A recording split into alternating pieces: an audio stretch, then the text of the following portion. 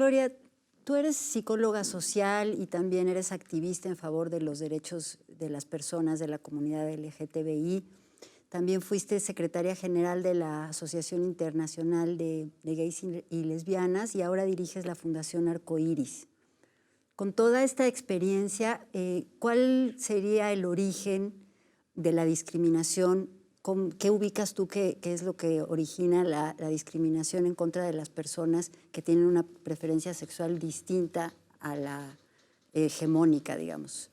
Pues mira, yo creo que esto tiene que ver en mucho con el papel, el concepto que la sexualidad tiene en nuestra sociedad. Y en ese sentido creo que afirmar que el placer sexual es el objeto de la sexualidad resulta fundamental para entender que estas sexualidades de las personas LGBT no están vinculadas con la reproducción, sino efectivamente lo que están mostrando o haciendo evidente que el objeto de la sexualidad es el placer sexual, ¿no?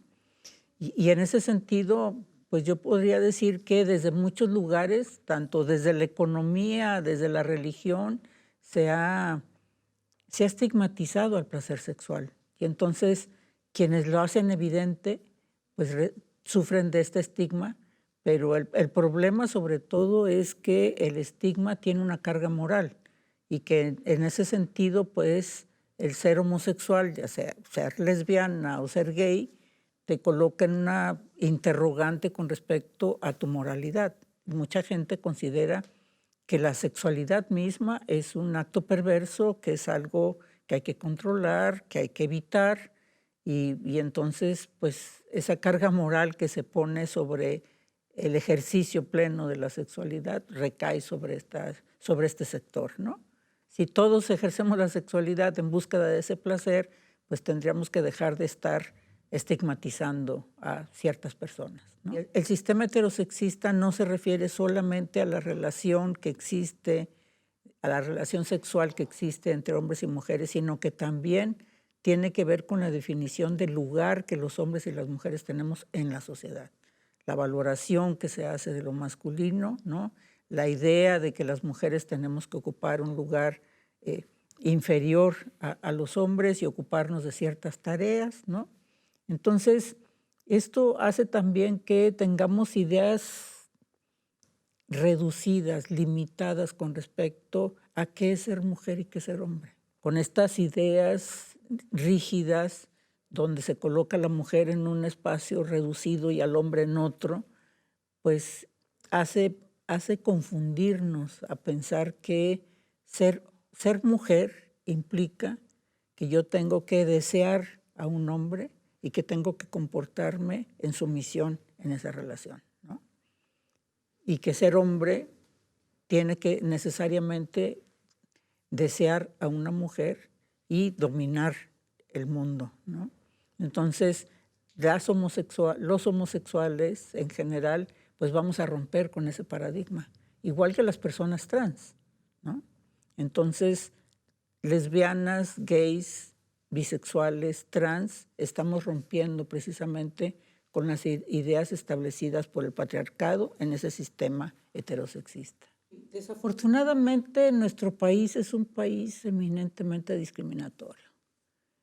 Si nosotras miramos las encuestas que ha desarrollado CONAPRED, que me parece que ha sido un trabajo súper interesante, nos dejan ver que el racismo y la homofobia en México tienen un lugar muy, muy profundo, ¿no? O sea, no es solamente que tengamos expresiones racistas y homofóbicas frecuentes en distintos espacios, en nuestro lenguaje, en nuestro trato con las demás personas, en el sistema de entretenimiento que tenemos, ¿no? O sea, como que hay institucionalizada esta condición. Es decir, el sexismo, el racismo y la homofobia como tres pilares fuertes del sistema de discriminación en nuestra sociedad está profundamente enraizado. Y eso es algo que tendremos que ver cómo lo sacamos de ahí, ¿no? Pues desafortunadamente al ser parte de una estructura lo repetimos todas las personas. Yo podría decir, es muy difícil escaparse en nuestra sociedad de ser sexista, racista y homofóbico. Entonces, lo primero que tenemos que hacer es reconocer que lo somos, que somos parte de este sistema y que tenemos que trabajar, ¿no? Tenemos que conversar, reflexionar para poder ir rompiendo con estas costumbres que tenemos en el lenguaje, en muchas cosas. Y justo en este contexto, digamos, de normalización de estas prácticas, ¿cómo es que se puede transitar del prejuicio, del rechazo a la violencia? Pues yo creo que con la violencia contra las personas homosexuales y trans sucede lo mismo que con la violación o los asesinatos a las mujeres. Y eso nos deja ver que es parte de esta estructura de la que estaba yo mencionando anteriormente, ¿no? O sea, cualquier persona no es resultado de una enfermedad, no es resultado de una condición particular, sino que es cómo el sistema va favoreciendo que tengamos estas expresiones. Y que en un momento dado, ¿no?, te puede llevar a una situación extrema, que llegues a empujar a una persona, que llegues a violentar a una persona, a gritar, a agredir a una persona e incluso asesinarla, ¿no? Lo que hemos visto es que muchos de los crímenes que se cometen contra personas trans o contra personas homosexuales se da en un clima colectivo. Muchas veces hay quien está apoyando esos actos, ¿no? Y son actos que son crueles, ¿no?, inhumanos, podríamos decir, en la manera como se expresan. El año pasado tú participaste en la redacción de un informe sobre los crímenes de odio en México. ¿Cómo se pueden caracterizar estos crímenes? ¿Qué rasgos tienen? Pues el crimen de odio está dado precisamente con lo que decía anteriormente. Es como una, vamos a decir, es una idea justificada socialmente de un miedo, un rechazo, una repulsión a ciertos comportamientos, ¿no? Lo que a nosotras nos preocupa es que México ha sido considerado el segundo país en crímenes de odio y que realmente pareciera que eso no nos preocupa. Bueno, yo creo que para nuestra desfortuna, alrededor de la sexualidad, tenemos varios elementos en los que México aparece como un país que tiene graves problemas, ¿no? El embarazo adolescente, los feminicidios, la trata de personas. Y en este sentido, pues los crímenes de odio contra personas LGBT también forman parte de esto. Si tú miras, todos estos tienen que ver con el género y la sexualidad, ¿no? Entonces ahí tenemos una tarea pendiente mayor, ¿no? Y que a nosotros lo que nos preocupa es que pareciera que no importa que estemos en esa condición.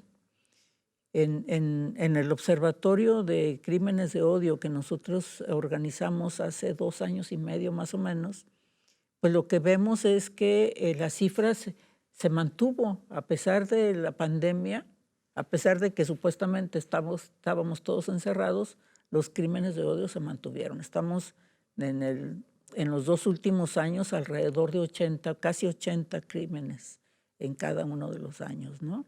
Entonces, pues eso es lo que nosotras estamos viendo y con un pico muy importante en contra de las personas trans, que además, pues ahí se cruzan, ¿no? Hay una intersección entre la sexualidad y el género muy clara en donde se está atacando a estas personas. Hace un momentito comentabas sobre el gran reto que tiene la sociedad mexicana en estos temas. Mirando ese reto, ¿qué consideras que le corresponde al Estado y qué a los ciudadanos? Por un lado, necesariamente creo que se tiene que fortalecer la educación sexual en el país y no restringirla solamente a la etapa de finales de la primaria, principios de la secundaria, porque eso es precisamente lo que está haciendo, es una preparación para la prevención de los embarazos, pero no está dando educación sexual. Realmente una educación sexual fuerte, firme, tendría que iniciar desde los primeros años escolares hasta el final del sistema educativo, ¿no? Por otro lado, creo que es importante el que se realice una campaña que rompa precisamente con estos prejuicios que tenemos con respecto a la sexualidad, la raza, el sexo, para que avancemos realmente como una sociedad más armónica, donde nos respetemos. Mira, no existe en el mundo dos personas iguales, ¿no? Entonces, la diferencia nos enriquece. La diferencia es lo que nos hace humanos, ¿no? No somos robots, sino que somos personas, cada quien con sus particularidades, y entonces esa diferencia que cada quien lleva es algo que nos va enriqueciendo, que nos va confrontando ideas, que nos va trayendo nuevas experiencias. Y en ese sentido me parece que habría que alimentar esa idea de que así como somos tan orgullosos de la multiculturalidad que tiene nuestro país, pues me parece que la diferencia humana es algo que también debíamos de enriquecer y fortalecer.